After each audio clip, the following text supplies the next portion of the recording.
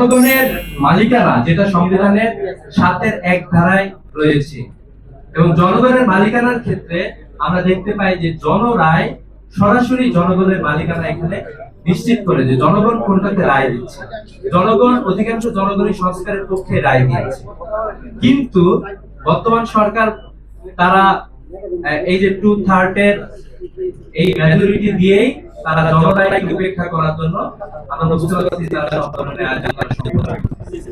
তো এরকম একটি জায়গায় আমরা বিশ্বাস করি যে তারা অন্তত বিগত ফ্যাসিবাদী রেজিমের তারা দেখেছে যে বাংলাদেশের রাজনৈতিক কালচারটা কোথায় গিয়েছিল। একটা দল আরেক দলের রাজনৈতিক নেতৃবৃন্দকে ফাঁসি দিয়েছে, জেল দিয়েছে, গুম করেছে, খুন করেছে, এরকম একটি জায়গায় চলে গিয়েছে। তো বাংলাদেশের মানুষ কিন্তু আলটিমেটলি বসে থাকে না, তারা আসলে প্রতিবাদ জানিয়েছিল, তারা রাজপথে নেমেছিল, তারা আসলে সব ধরনের লড়াই সংগ্রাম করেছে। আমরা বর্তমান সরকারকেও আহ্বান জানাতে চাই যে আপনারা 2/3 এর মেজরিটি নিয়ে পিপুলস উইল, সংবিধান তো রচিত হয় জনগণের ইচ্ছা অনুযায়ী, মানে সংবিধান তো জনগণের যে ইচ্ছা এটার প্রতিফলন হওয়ার কথা, কিন্তু আপনারা সংবিধানকে জনগণের উপরে নিয়ে যেতে চাচ্ছেন কেন? পিপুলস উইল সবসময় উপরে থাকার কথা।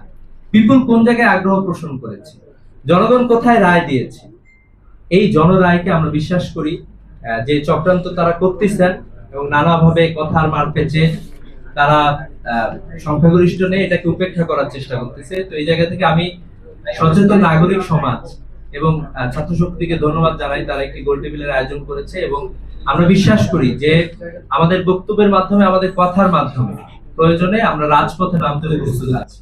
আমরা চাই যে জনগণের যে অধিকার, জনগণের যে ম্যান্ডেট, এটা অক্ষরে অক্ষরে পালন করা হবে।